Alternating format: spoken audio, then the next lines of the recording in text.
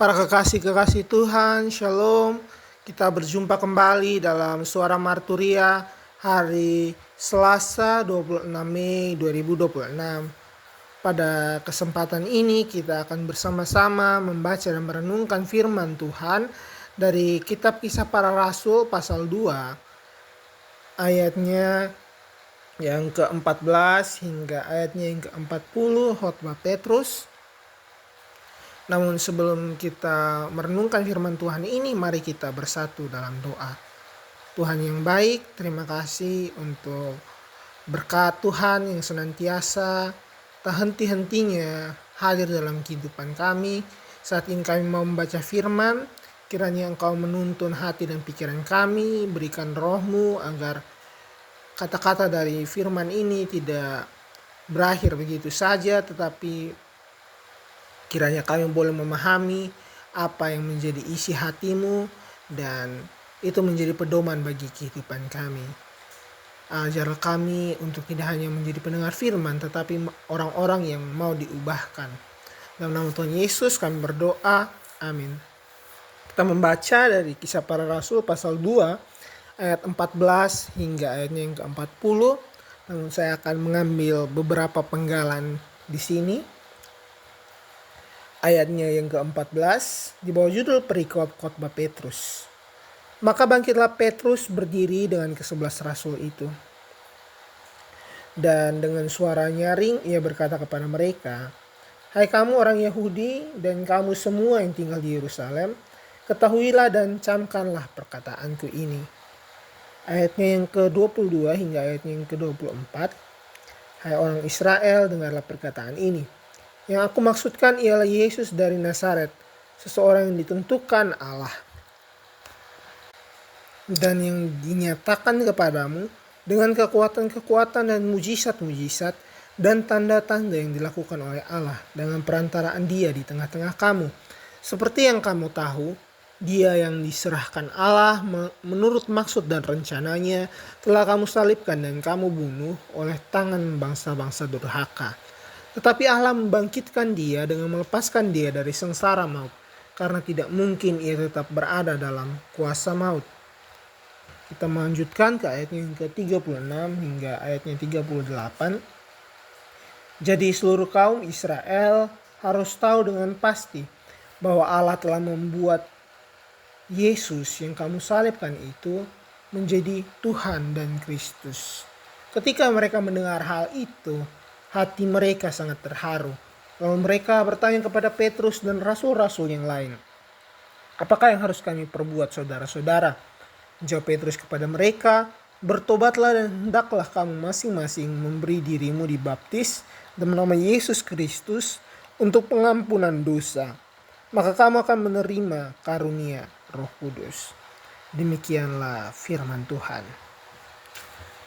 Sahabat pendengar Suara Marturia, dari pembacaan kita Kisah Para Rasul pasal 2 ayat 14 hingga 40 merupakan kisah yang menarik bahwa orang yang berkhotbah di sini adalah Rasul Petrus.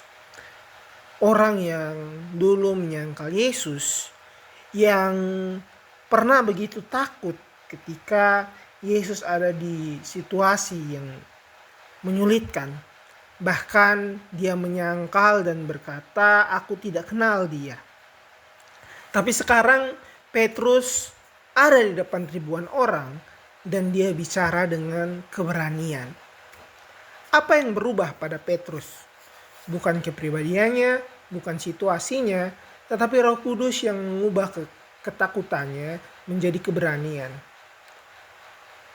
Kadang-kadang berpikir bahwa mujizat terbesar dalam Kisah Para Rasul adalah bahasa lidah atau kesembuhan. Tetapi salah satu mujizat terbesar sebenarnya adalah manusia yang dulunya pengecut kini menjadi saksi yang berani. Dan itu memberi harapan bagi kita, karena kadang kita juga sama seperti Petrus, mencintai Tuhan tapi takut ditolak, takut gagal, takut tidak cukup baik, takut bicara benar di tengah dunia yang salah. Tetapi Roh Kudus tidak hanya memberi kenyamanan, Roh Kudus memberi keberanian. Perhatikan juga bagaimana Petrus memulai khotbahnya. Petrus berkata, "Dengarlah perkataanku." Menariknya, sebelum ada pertobatan besar, harus ada kesediaan untuk mendengar. Dunia saat ini penuh dengan orang-orang yang selalu ingin bicara, tetapi hanya sedikit yang sungguh mau mendengar. Padahal kehancuran hidup dimulai ketika manusia berhenti mendengar suara Tuhan. Petrus juga tidak berkhotbah dengan kata-kata yang manis. Dia berkata dengan tajam, "Yesus yang kamu salibkan itu." Kalimat ini keras, tetapi justru situlah kasih Tuhan bekerja. Kasih Tuhan datang dalam bentuk teguran yang menyadarkan.